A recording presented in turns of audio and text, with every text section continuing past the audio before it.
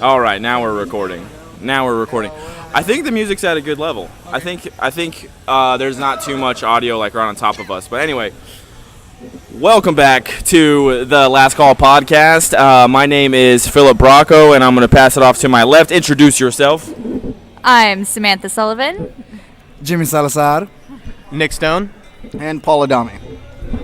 All right. I think we're going to kick it off with Nick's topic because at the end of the last one, right. Paul would like to throw in an apology before we move on with our first topic. Take it away, Paul. Yes, I would like to make an apology. Last week on last episode, I stated that Chewie didn't have a life debt, and he actually did have a life debt. I've been reading the Star Wars Smuggler's Run, and in there they explain that he has a life debt, but they don't say what it is yet. So I would just like to apologize. So we're doing editorials now. Redacted.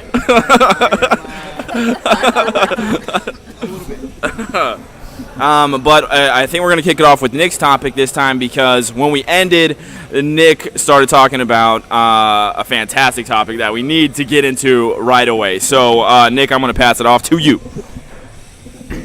In the past year, I guess Mr. Spielberg, being who he is and behind so many of the movies that have been coming out, and as popular as they are, had some controversial views on where he thinks that part of the industry is going and that genre. He seems to think things are going to go the way of the Western. That they're going to fade out and just fizzle.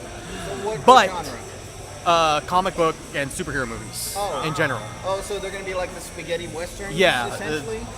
He made comments, suggesting that it's a fad. It's not going to last very long. And this was recently? I think within the past year. I know that. That's interesting. I think that there might be some truth to that just because I think we are hitting a wall. I think we're getting to a point where there might be a little bit too much oversaturation with comic book movies, and eventually people are going to stop being interested. Well, the thing I have with that is, as you were saying, after a while, everyone's getting tired. Okay, superheroes, big powers, big set piece moments, big villains. I mean, it's going to get boring after a while. But this thing I'm seeing over is I have with Marvel's whole Netflix series, Daredevil, Jessica Jones, Defenders coming up. It's a little, they can go over to, not focus so much on it.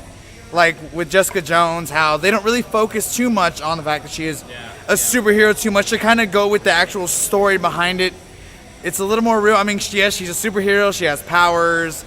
Her boyfriend love interest is superhero too, that has a super villain, but it's still dealing with really real problems and shit you would see with a normal storyline with anybody that wouldn't have superpowers. I mean, if they do that where they make the superpowers and their history more of a background, so you kind of know the character better from, the past, and then go with more realistic storylines like they're doing with that, it might not fizzle out. How long it'll last, I wouldn't know, but I do kind of agree with it. After a while, people are going to get bored with it, like spaghetti westerns. I think some people are still going to go back to it and be like, oh, this is a classic, I'll watch this all the time. And of course, it'll have its little place in time, like John Wayne movies and all that. All right, so if we take it that way, and we say that the Western movies were a fad, which they were, around that time they also had TV shows like Bonanza, Rawhide, Little House on the Prairie, where you were getting into the same genre on TV. If we start looking at that as the fads, we can look at the 80s where they had the lone cop that had to go and fight, go rogue and fight the evildoers, like Steven Seagal, Bruce Willis, Arnold Schwarzenegger every now and then, Jean-Claude Van Damme, where it's like... So everyone that's in the Expendables movie? Pretty much everyone. Right. But if you look at it that way, there may be a point where nerd culture is still great with superhero movies. We want to watch them. We want to see them. But the rest of the world may be like, all right, now we've seen too much. The next genre may be rom-coms for the rest of the decade or something like that. As horrible as it is, it's just one of those things that could happen,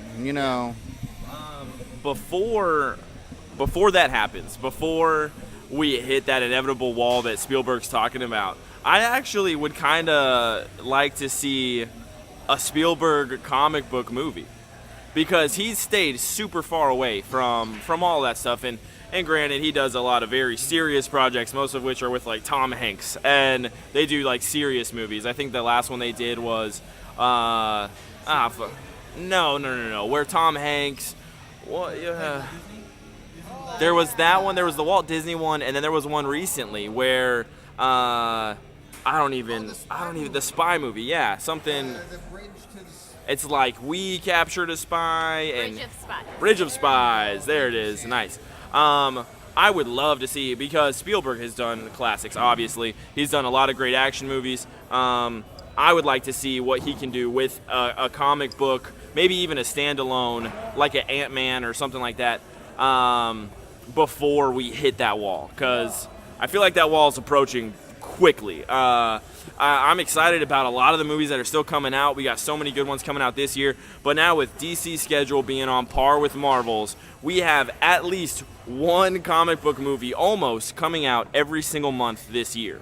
And it's just like, okay, we might start getting into properties that either people don't care about and the movies won't work, or Marvel's going to run out of the magic that they have. And they time and time again, they've been proving us wrong. They're like, oh, an Ant-Man movie's going to suck. A Guardians of the Galaxy movie's going to suck.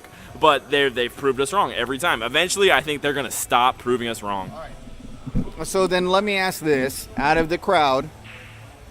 Let's say we got Steven Spielberg to make a comic book movie or anything in that range. What would the movie be that you would like to see? And remember that he's a classy fucker. He's not going to pick something stupid like... His name is tied to the Transformers series with Mr. Bay. So, but only in executive producer role, not actual director or anything like that. So what, if any, comic title would you give Steven Spielberg for that? I want to see Spielberg's Batman. I want to see what that looks like, what that cast looks like. Can you give a story idea? No, I have nothing. And in fact, I almost would want. I don't want it super campy like Val Kilmer or like Batman and Robin or anything like that. But I wouldn't want it to be based off of any literature that we have based on Batman. I don't want it to come from any graphic novel or comic or TV show or animated movie. I want it to be its own fucking thing that Spielberg, or I don't know if Spielberg writes his movies, or if he hires writers. Yeah, I'm sure he hires writers. But I would want it to be an original storyline, a one-off, and I hope that it would be good and not like Ben Affleck's Daredevil.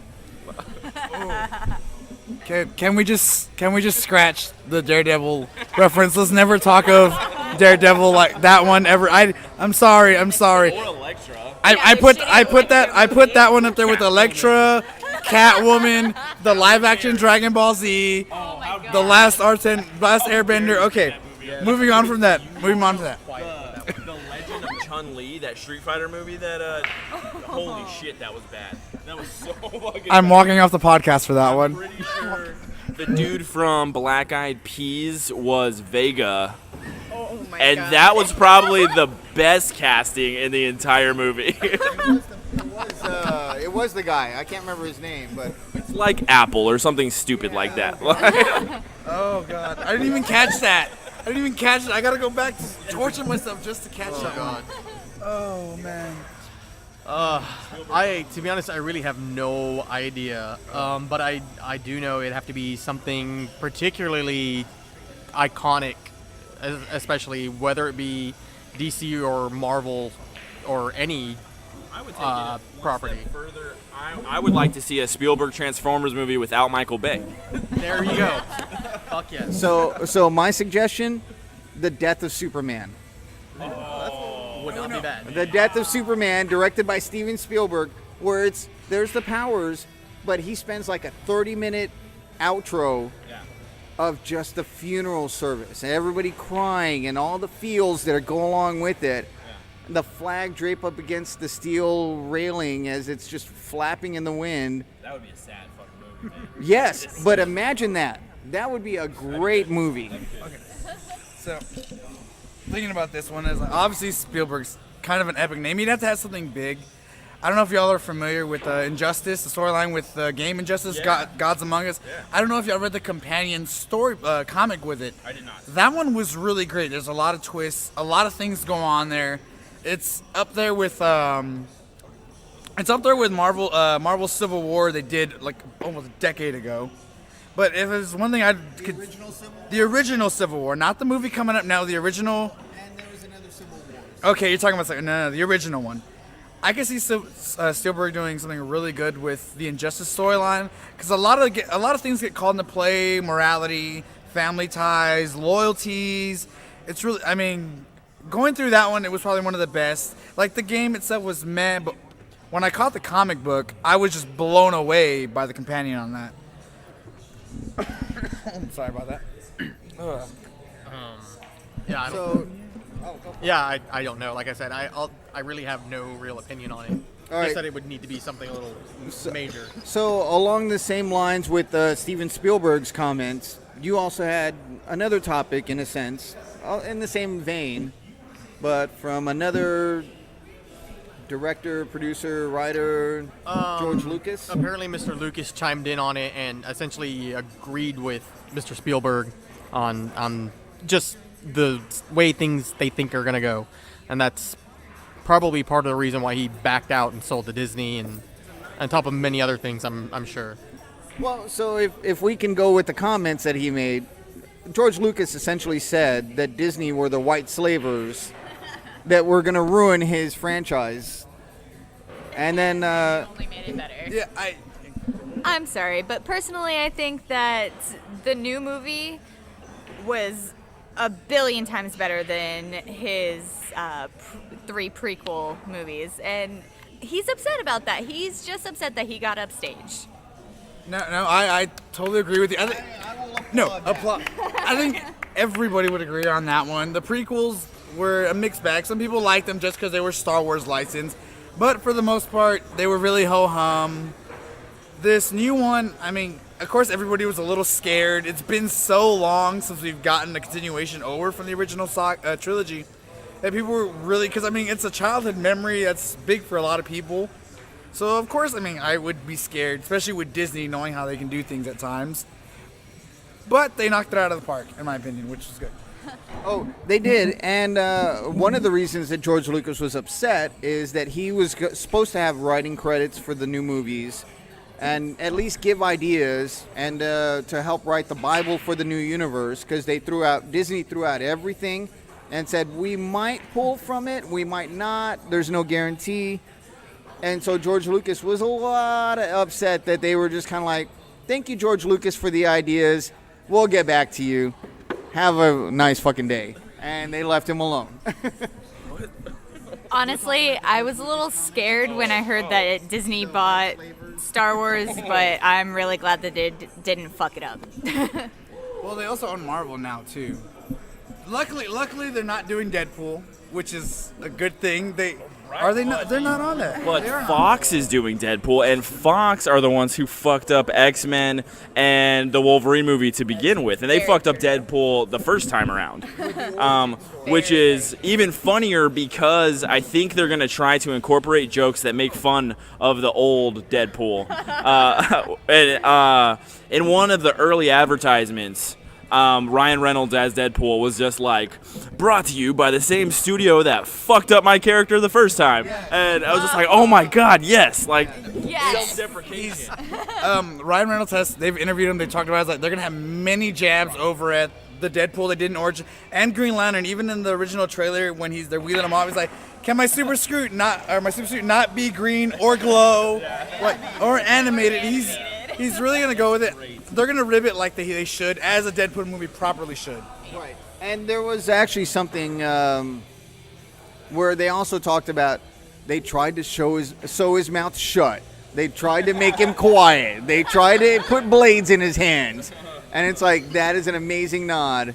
And I say Fox is willing to let it happen only because the audience is so for it. Yeah. If the audience wasn't into it, they would have done it. They would not have done this.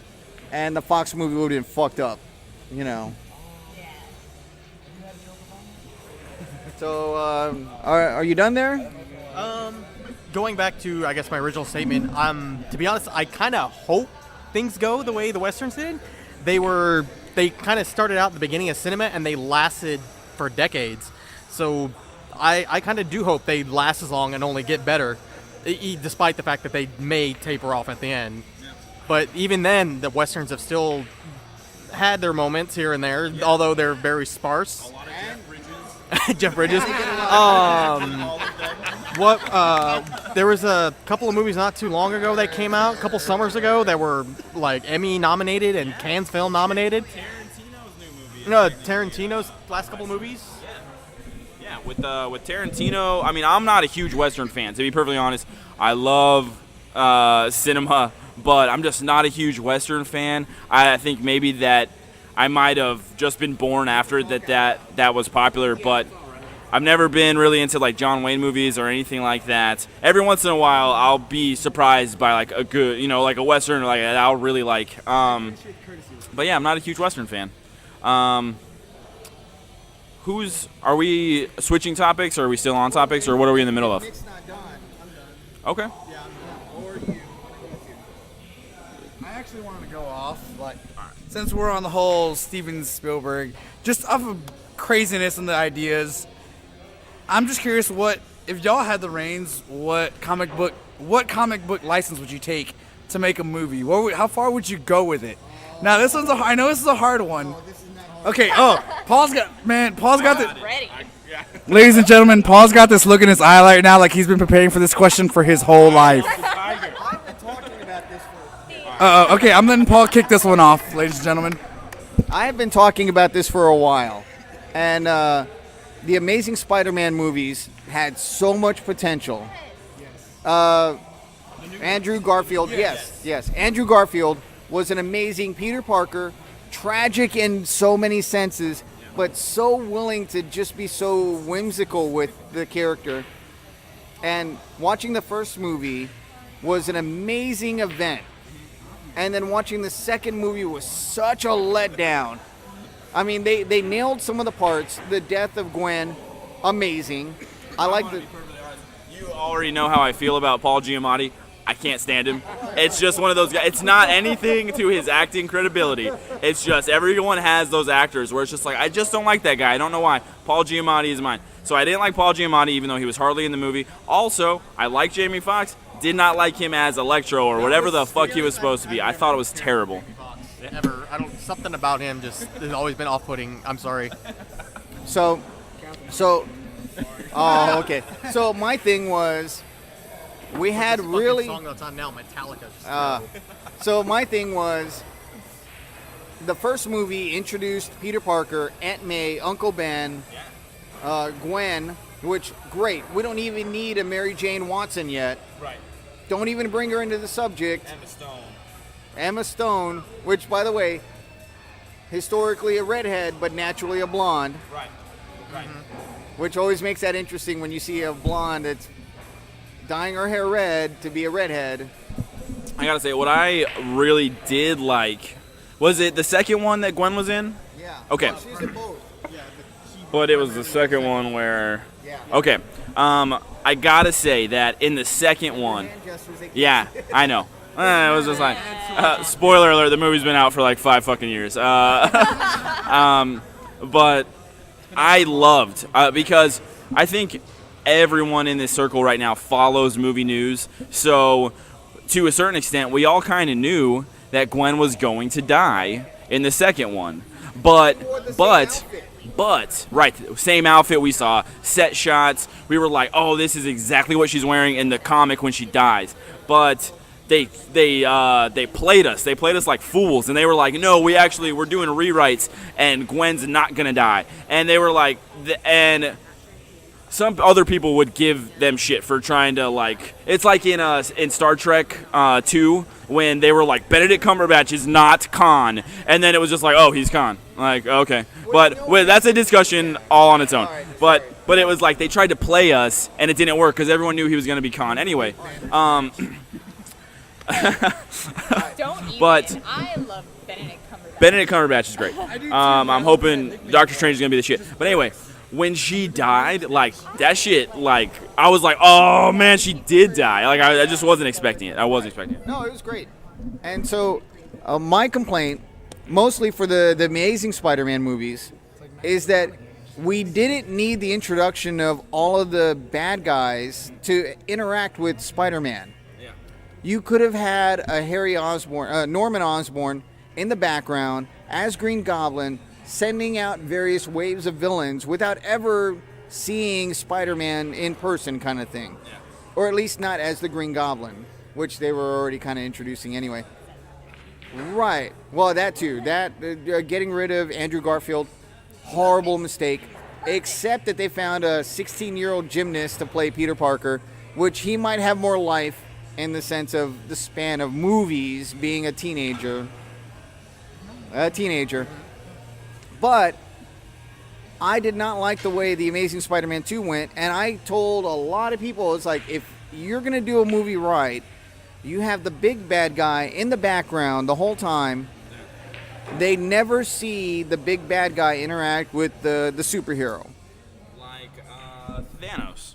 We keep seeing Thanos in the background of every Marvel movie. And that makes it great, because they don't know there's a Thanos. Well, right.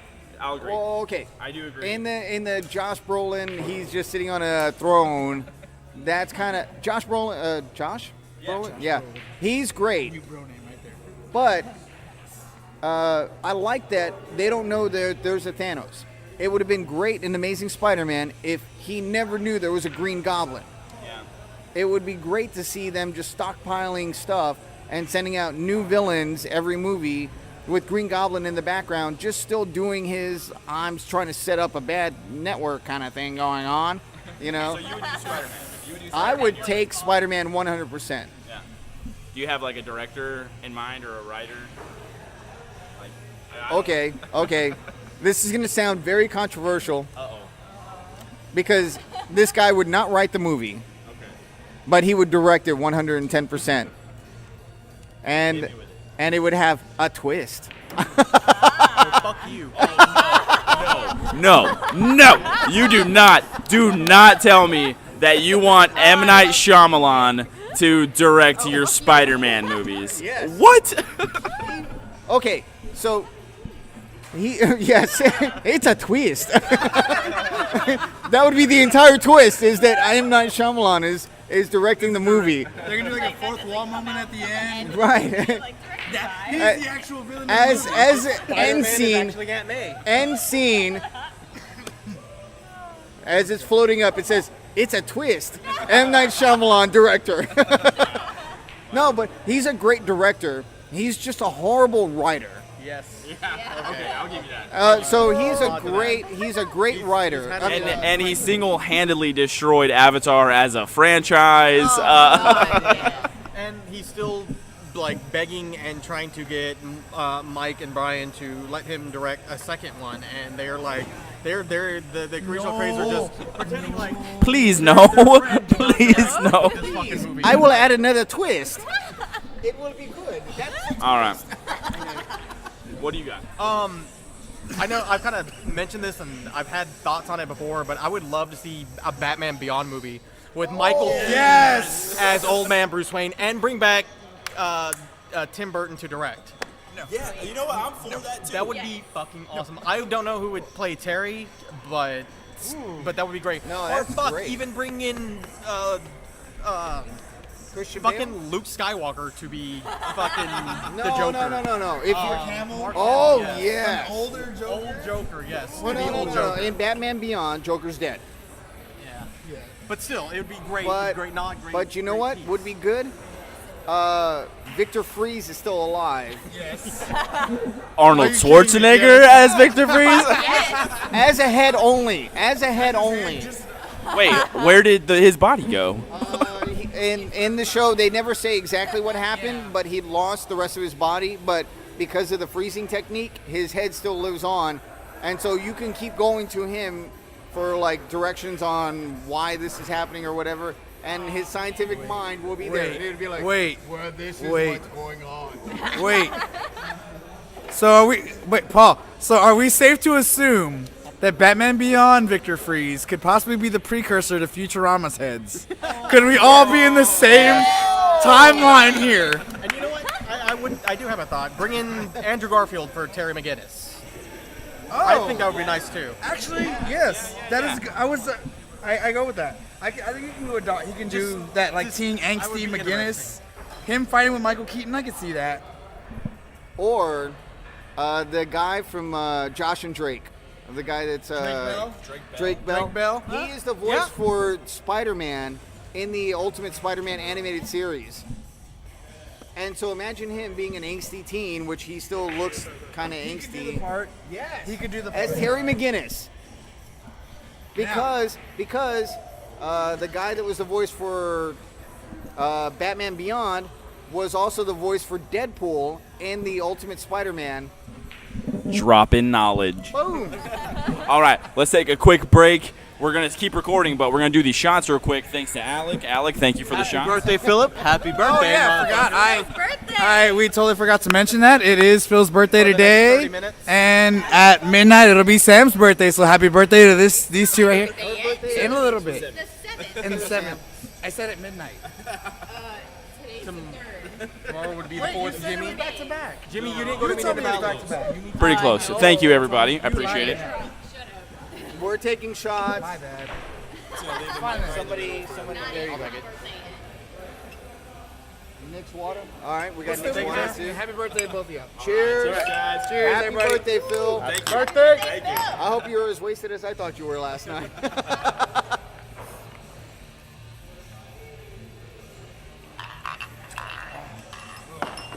Well, Seriously, Phil, good. That was good. you need to list the ingredients for the Joker Bomb on the podcast. I'll make a picture and put the ingredients on it and put that into the podcast. Thank you, Alec. Thank you, Alex. Oh, yeah, because this is the second time we've done it on the podcast. Yeah.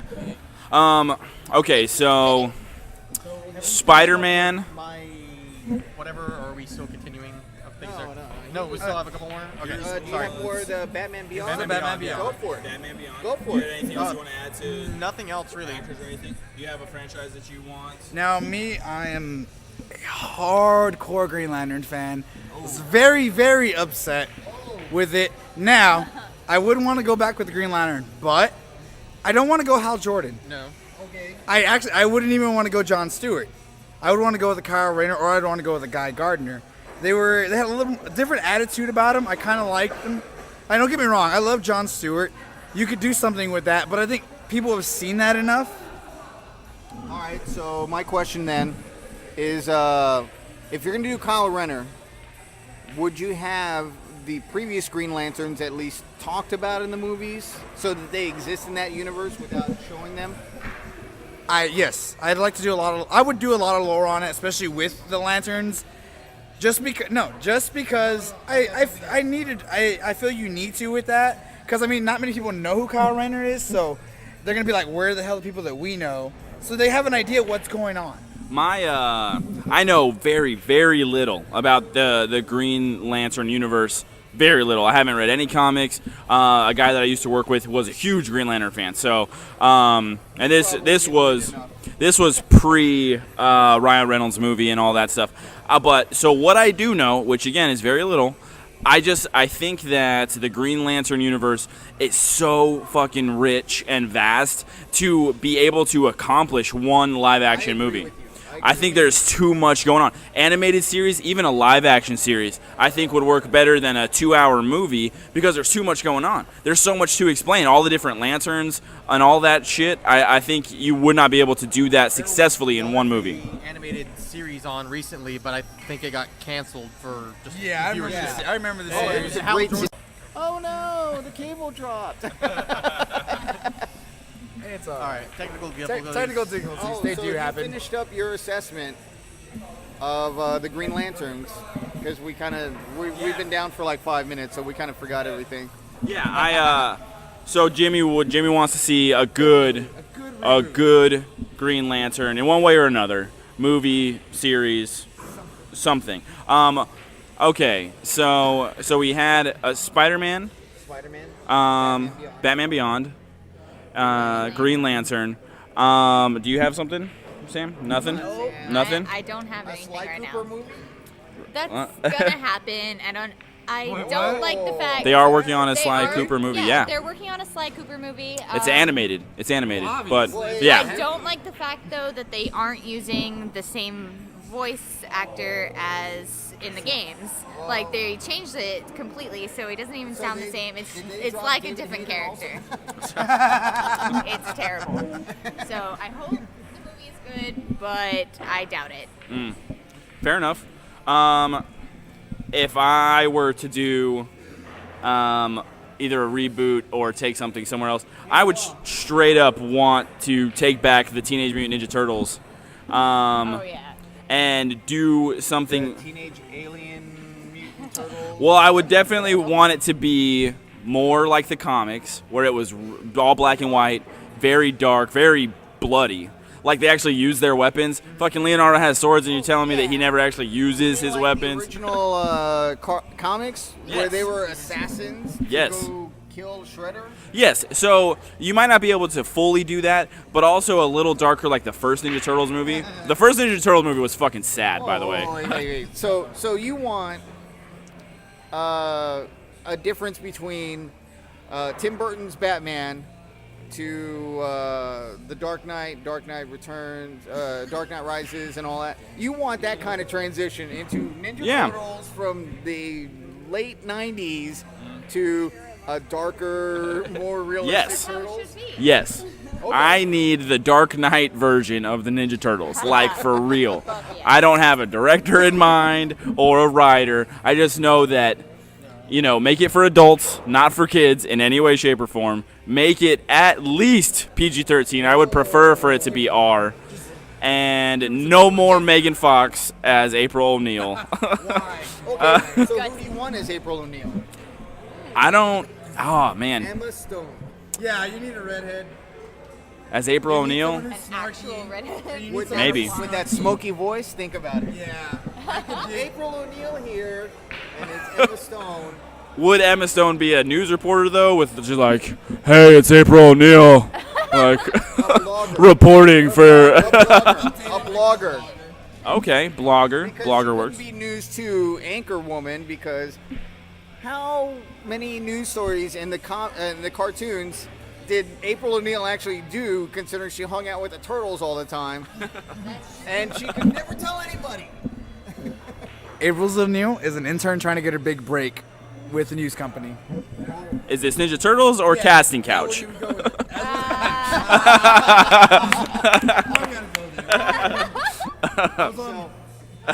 All right, so take. If we're willing to change it over to a blogger, I mean, what would be the thing? Make her someone who's up and coming, who's trying to make it. Because she's obviously younger, so it'd be more believable that she's somebody who's barely starting off doing this, and this is. You want realism on top of your realism? What the fuck, man? Don't question me. I mean, the original April O'Neil in the movies had an apartment over a thrift shop that she owned and somehow magically paid taxes on that she never. Why are you even thinking about all that? Because it's realism. I was just giving some kind of reboot. I wasn't asking for that. And then you take the new cartoon in. Pay her taxes on her Real condo. shit. Ninja Turtles got real, and now she's gotta take care of these four fucking Just Ninja 45 Turtles. minutes of her not And being able then- to pay her taxes. How much pizza costs on a monthly basis? Well, okay, let's not talk about how the turtles got money for pizza. I'm not even going there. But how does April O'Neil spend the time with the turtles and do nothing else and still afford everything that she has, even if it's the meager little shit that she's got?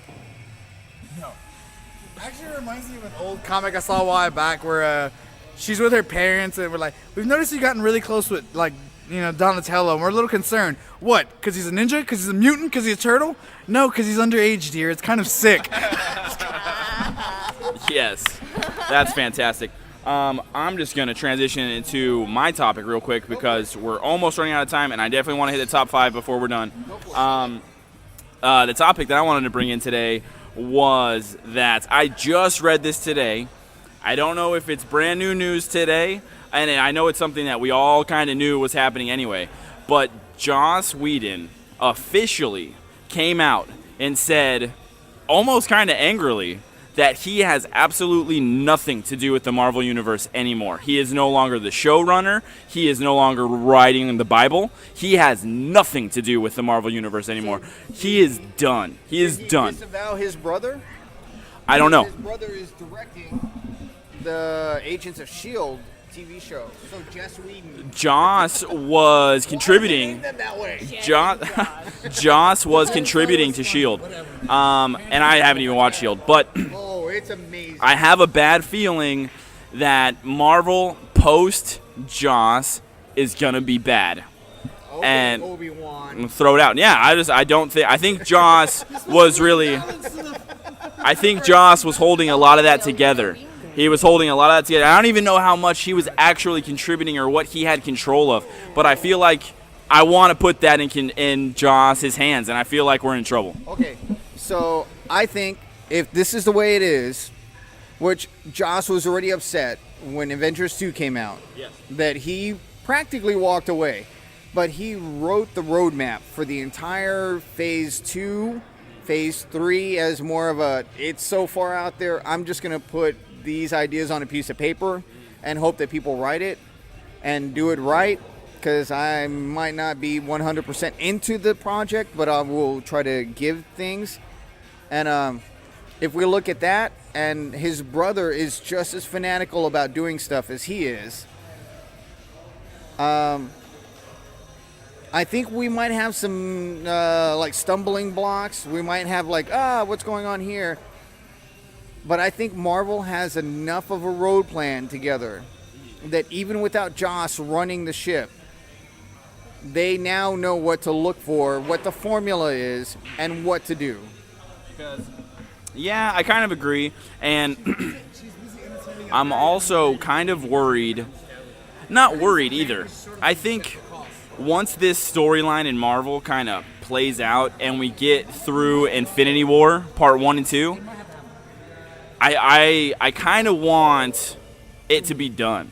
Like, I kind of want Infinity War Part 1 and 2 to be like, all right, everyone who's involved right now, we're just done. Like, we're not making any more movies with this storyline going forward. We've put in the work. We've done it for like 10 plus years. I think Infinity War Part 1 and 2 should just be like, all right, because what are they going to do? What are they going to do? Who do you bring in after Thanos? Who do you... Okay. There's a lot of Marvel Universe that is... We gotta get to the top 5. Oh, sorry. You're just scratching the surface with just Infinity Wars. Okay. Infinity War leads to Infinity... Oh, no. So it was Infinity Crisis, Infinity Wars, Infinity... God damn it. There was a whole bunch of it. There was so much going on that Marvel is still not done with the Infinity line. They've made so many more things. You're not even getting into Quasar or the Nova Corps the right way. We'll figure that out later. But there's so many like Beta Ray Bill hasn't even been introduced. We don't have any of those kind of characters. Thor has only gone to Asgard and Earth and back. I mean, Thor in the comic books is a spacefarer. He just flies out into space and finds adventure randomly every now and then. Adam Warlock is probably going to be in the Infinity Wars, but that doesn't even... We don't even know if there's Magnus going to be in there. The alternate identity of Adam Warlock, who starts his own religion, takes over the universe, or as much as he can. Now we're getting really deep here. Now we're going I read some bullshit theory that I think holds absolutely no weight, that they're going to try to spin it to where Adam Warlock is... what's his name from Parks and Rec? oh God, what is this? Chris something or other. Chris Pratt. It's gonna be his dad. That Adam Warlock is going to be Star-Lord's dad. That is 100% possible. Yes. But to have that, you have to have the creation of Adam Warlock and explain it. Because the comic book there's a group called the Hive that make an artificial man, and that man is Adam Warlock. And Adam Warlock goes after Thor for some reason and kidnaps Sif, I think, to make her his wife, blah, blah, blah. Yeah, see, Jimmy, you know what I'm talking about. Granted, I would too. If we're going to be honest here, I would too. Oh, yes, yes. The Sif we have now, yes, I would totally take her. All right. I'm going to do last call real quick on the intercom, and then we're going to get to your topic. Well, I'll start it out. Okay, yeah. Go. You go ahead. Don't wait for me. Yeah.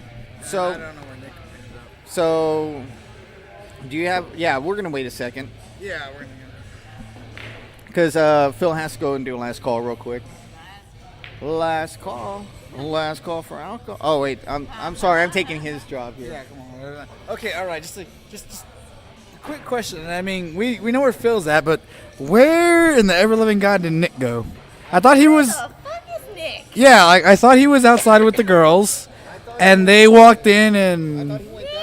Did he go to the? Do I gotta go search in the restroom for him? I really hope not. Okay. Yeah, that's what. Uh oh. Yeah, there she goes. God dang. No, she was running up and down the stairs with Janie. And it's last call. All right, time. so last call, last topic of the night. Depending on what was going to happen, this would be a long conversation or a short one. But we're essentially going to do our top 5 of 2015 in no specific category, just anything that we thought was the top 5 of 2015.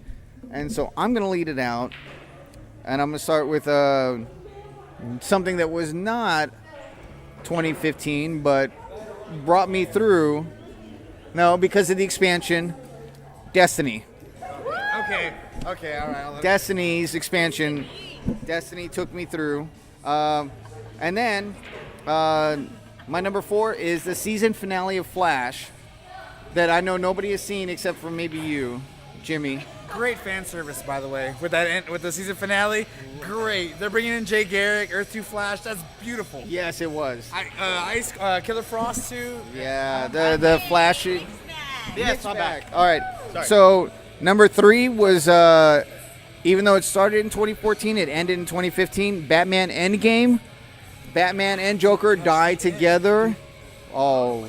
It's cool. Don't worry about it. It doesn't. I'll lend you the. I've got the graphic novel. I'll lend it to you. Thank you. All right. So number 2 is Amy Schumer fights the FCC and gets the word pussy allowed on the national television. Yeah. So we no longer have that to worry about. Thank you, FCC, for agreeing with Amy Schumer. And last but not least, my number 1 for 2015 is Jessica Jones, the TV show that Netflix produced and helped make, that is just absolutely 100% amazing. So I'm going to pass it on to Nick. Alrighty. In no particular order, just kind of 5 things that I kind of enjoyed this past year. First off, Pharma Dude buys Wu-Tang album. Martin Shkreli, the guy who jacked up the AIDS pills like by 5,000%. It turns out he's the one who bought the Wu-Tang album for $2 million earlier this year. And the Once Upon a Time in Shaolin, a double album with a like 84-page handwritten book and with liner notes and everything. Turns out this guy's got it. Number 2, I was a huge fan of Jurassic Park and everything as a kid. I just absolutely loved Jurassic World. It was just awesome. So much awesome. The recent talks about Mel Brooks possibly returning to do a Spaceballs sequel. There are lots of hurdles that he would probably have to overcome, considering casting especially. But if he could do it, I'm sure he could pull it off.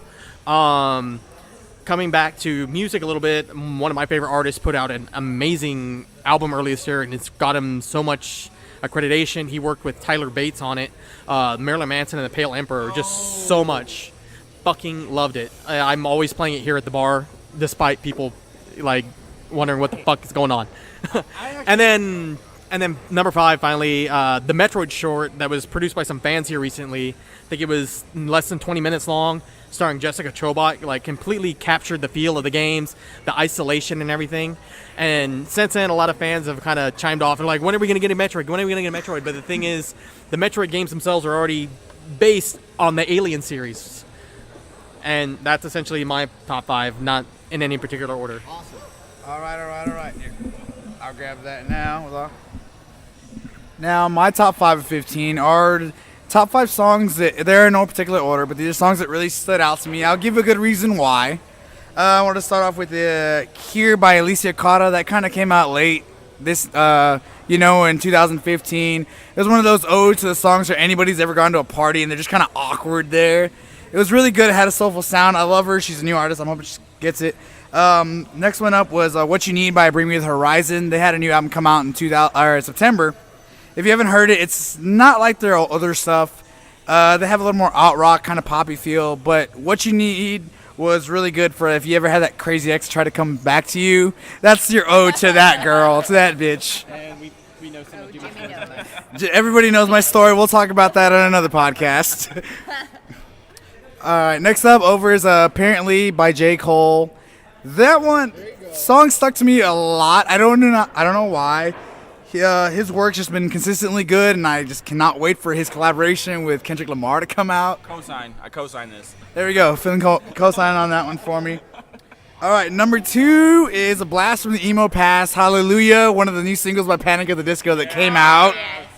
I mean, granted, all the songs they've been putting out recently, along with Death of a Bachelor and Victorious. Fantastic. At the disco, and you said this year.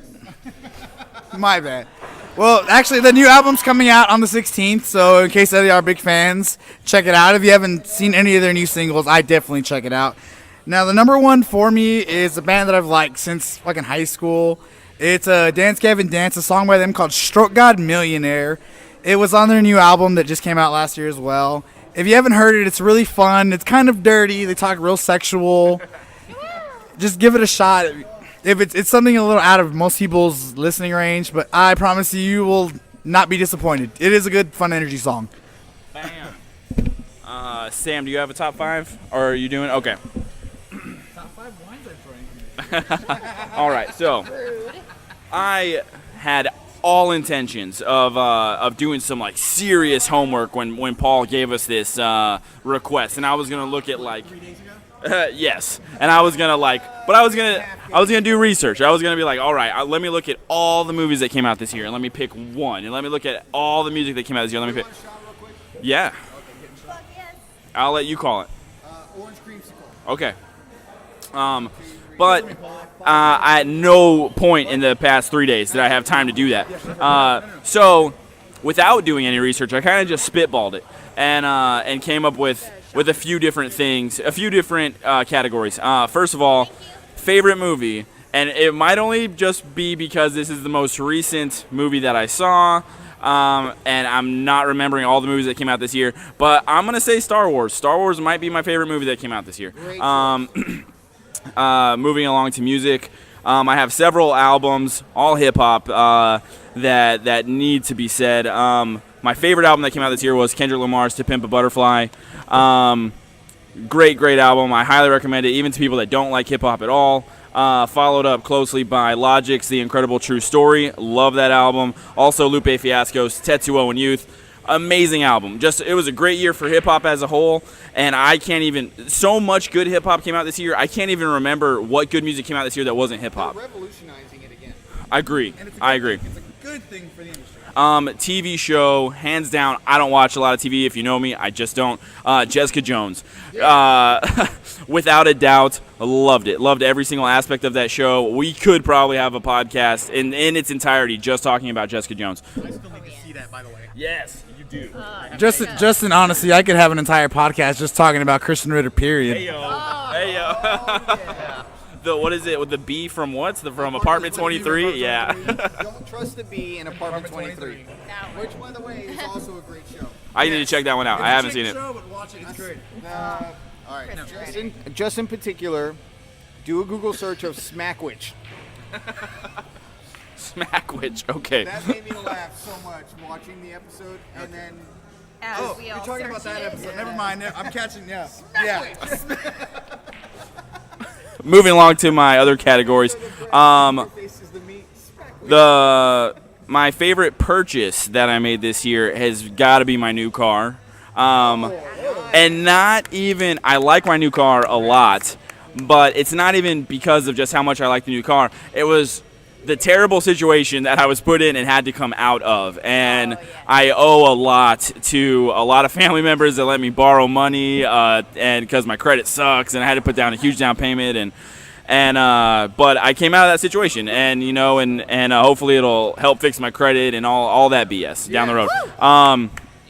And at the very end of it, my favorite tech that came out this year, huge phone nerd, the new Nexus phone that came out, the Nexus 6P. I don't have it, but it's my favorite phone that came out this year, and it's the first time a Nexus phone has ever made several end-of-year lists like number one across the board. It is, okay, I didn't know that. Yeah, hands down, got to be the best phone that came out this year. Other favorite piece of tech that came out this year that I actually do have is the Huawei watch that I just got for Christmas. A lot of people don't understand the appeal of smartwatches, but for what I do on a day-to-day basis, I fucking love it. I understand the appeal of a smartwatch. I actually purchased the Sony Smartwatch 2, which I loved incredibly for 6 months, but it was just a little too bulky and essentially just a little too bulky, and having to recharge it took a little bit, but I agree with your watch. Yeah, it's as far as smartwatches go, I think this one is in a league of its own. And like just earlier today, I had my phone hooked up to the jukebox. Good job, Sam. And that was a Christmas present from Samantha, and she knocked it out of the park. But I had my phone hooked up to the jukebox, and I was listening to music off of that, and I could control it anywhere in the bar from my watch instead of having to go up to the phone and be anything that gets me to be lazier is usually one of my favorite products. And that is essentially what a smartwatch should be, is to allow you to use your phone without touching your phone. Exactly. That is the consensus I came up with, at least for me, when I had the Sony Smartwatch 2. It was, if I don't have to take my phone out of my pocket, I don't have to, and I don't want to. I say that Agreed. a lot about my penis. Hold on, one more time. I say that a lot about my penis, too. So. On that note, we got to wrap it up. Last call is done. The bar is closing down. Thanks for listening, if you did. Does anybody have an idea of, like, a teaser for next week? I don't know, but I need to go find those drunk girls with my keys. Oh, Nick, if you have time, I know you have a very busy schedule, but if you have time in between this Sunday and next Sunday, please start watching Jessica Jones. Yes, Please, yes. I need to. You have to. You'll not regret I was it. able to get through. I got through and loved Daredevil, and I need to watch Jessica Jones I think you top will of like a enjoy million this other fucking things better. in the world. You will enjoy this better than Daredevil. Oh, and we could talk next week about the promo shots for Daredevil 2. They're coming out. The Punisher. The Punisher. We could also talk about that and Empire leaking shots about Doctor Strange with Benedict Cumberbatch. Doctor Strange, yes. Another one where we're all like, they've proved to us that they can do this, but we're like, a Doctor Strange movie is probably going to suck. Okay. And let's lead with Marvel has not addressed magic in their universe. Barely. They refer to it as miracles, and instead of mutants, because they can't say mutants because of Fox and all that shit. It's science they don't understand is what they've said. Right. Or they just don't talk about it. They're just like Iron Man knows Thor is a god and knows that he lives somewhere else, but they just don't talk about it. But let's talk about that next week. Yeah, for sure. Again, thanks for joining us. Last call. Thank you, Samantha, for joining us this week as our special guest. My name's Philip Rocco. Samantha Sullivan. Jimmy Salazar. Nick Stone. And Paul Adami, the last shot of the night, orange creamsicles. All right, we'll talk to you guys next week. Cheers. All right, now we're recording. I think the music's at a good level. I think there's not too much audio like right on top of us. But anyway, welcome back to the Last Call podcast. My name is Philip Bracco, and I'm going to pass it off to my left. Introduce yourself. I'm Samantha Sullivan. Jimmy Salazar. Nick Stone. And Paul Adami. All right. I think we're going to kick it off with Nick's topic because at the end of the last one, right. Paul would like to throw in an apology before we move on with our first topic. Take it away, Paul. Yes, I would like to make an apology. Last week on last episode, I stated that Chewie didn't have a life debt, and he actually did have a life debt. I've been reading the Star Wars Smuggler's Run, and in there they explain that he has a life debt, but they don't say what it is yet. So I would just like to apologize. So we're doing editorials now. Redacted. We're getting to a point where there might be a little bit too much oversaturation with comic book movies, and eventually people are going to stop being interested. Well, the thing I have with that is, as you were saying, after a while, everyone's getting tired. Okay, superheroes, big powers, big set piece moments, big villains. I mean, it's gonna get boring after a while. But this thing I'm seeing over is I have with Marvel's whole Netflix series, Daredevil, Jessica Jones, Defenders coming up. It's a little, they can go over to not focus so much on it. Like with Jessica Jones, how they don't really focus too much on the fact that she is a superhero too much. They kind of go with the actual story behind it. It's a little more real. I mean, she's a superhero. She has powers. Her boyfriend, love interest, is superhero too. That has a supervillain, but it's still dealing with really real problems and shit you would see with a normal storyline with anybody that wouldn't have superpowers. I mean, if they do that where they make the superpowers and their history more of a background, so you kind of know the character better from, the past, and then go with more realistic storylines like they're doing with that, it might not fizzle out. How long it'll last, I wouldn't know. But I do kind of agree with it. After a while, people are going to get bored with it, like spaghetti westerns. I think some people are still going to go back to them and be like, oh, this is a classic, I'll watch this all the time. And of course, it'll have its little place in time, like John Wayne movies and all that. All right, so if we take it that way, and we say that the Western movies were a fad, which they were, around that time they also had TV shows like Bonanza, Rawhide, Little House on the Prairie, where you were getting into the same genre on TV. If we start looking at that as the fads, we can look at the 80s where they had the lone cop that had to go and fight, go rogue and fight the evildoers, like Steven Seagal, Bruce Willis, Arnold Schwarzenegger every now and then, Jean-Claude Van Damme, where it's like... So everyone that's in the Expendables movie? Pretty much everyone. Right. But if you look at it that way, there may be a point where nerd culture is still great with superhero movies. We want to watch them. We want to see them. But the rest of the world may be like, all right, now we've seen too much. The next genre may be rom-coms for the rest of the decade or something like that. As horrible as it is, it's just one of those things that could happen, Before that happens, before we hit that inevitable wall that Spielberg's talking about, I actually would kind of like to see a Spielberg comic book movie, because he's stayed super far away from all that stuff, and granted, he does a lot of very serious projects, most of which are with like Tom Hanks, and they do like serious movies. I think the last one they did was no, where Tom Hanks, but I think we're going to kick it off with Nick's topic this time, because when we ended, Nick started talking about a fantastic topic that we need to get into right away. So, Nick, I'm going to pass it off to you. In the past year, I guess Mr. Spielberg, being who he is and behind so many of the movies that have been coming out, and as popular as they are, had some controversial views on where he thinks that part of the industry is going and that genre. He seems to think things are going to go the way of the Western. That they're going to fade out and just fizzle. But comic book and superhero movies in general. Oh, so they're going to be like the spaghetti westerns, yeah, essentially? He made comments, suggesting that it's a fad. It's not going to last very long. And this was recently? I think within the past year. I know that. That's interesting. I think that there might be some truth to that, just because I think we are hitting a wall. I think